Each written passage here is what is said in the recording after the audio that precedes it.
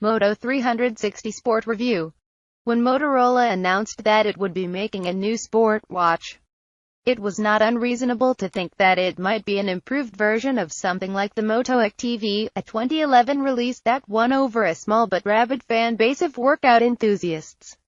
The Moto X was described by one popular fitness gadget blogger as a device that completely and totally changed the face of sports watches with its immense suite of features and functionality. The Moto 360 Sport is instead a sportier, GPS-equipped version of the standard Moto 360 smartwatch, with its round face, touchscreen display, wireless charging capabilities, and the promise of all-day notifications from your smartphone. The idea behind the sport watch is that it can offer an untethered workout experience. Read. You don't have to carry your phone with you, and is something that you could wear from your workout to work and it would look okay in either environment. For other people, the Moto 360 Sport will offer far fewer features than something like a Garmin or a Fitbit Surge. The Apple Watch has more health and fitness tracking options, though it's limited to iPhone users.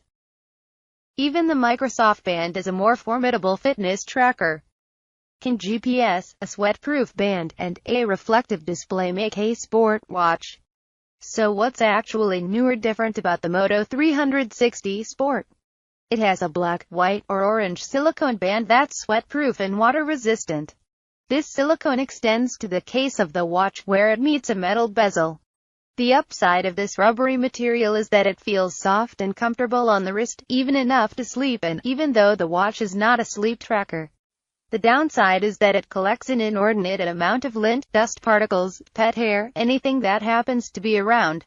You also can't swap out the band the way you can with the regular Moto 360 smartwatch. Unlike many other smartwatches, the Moto 360 Sport works with both Android and iOS smartphones because the Android Wear app now runs on both Android and iOS. But this is purely a technicality.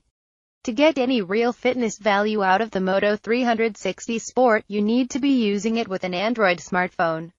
If you have an iPhone, you can still pair the phone to the watch, receive notifications from your smartphone, and use the built-in Moto Body Running app on the watch. And you'll still see your daily activity data on the sport-specific watch face. But the only way, currently, to see your workout data is to view it on the watch itself, with no options for sharing the data to iOS apps. Let's assume you have an Android smartphone. In general, Moto's own apps offer the most optimal, least complicated experience with this watch. There's the Moto Body app, also available on the non-sport smartwatch, that shows you a snapshot of your steps, calorie expenditure, heart rate, and more. The companion Moto Body app on Android gives a surprisingly granular view of your data, and with multicolored checkmarks signaling whether you've met your goals in various categories. Running watch, not a sport watch. The Moto Body Running app is specific to the sport watch, and it's really the main event. It's what starts when you hit the shortcut Start button on the watch face. And it's what shows you your total workout time, pace, lap time, heart rate, and heart rate zone during runs, all with a few easy swipes across the reflective display. And then there's still the issue of battery life, despite the battery-saving display. It's a problem that plagues almost every smartwatch maker, so it's not as though I had tremendously high expectations for battery life on the Moto 360 Sport. But you're looking at about a day of battery life, and definitely less if you go on long outdoor runs using GPS. The Moto 360 Sport in its current form, it seems to be designed for a tiny sliver of people, if you have an Android phone and if you want GPS in your smartwatch and if you're a runner. Could that change? It could, if Motorola is able to roll out more fitness tracking capabilities, and soon.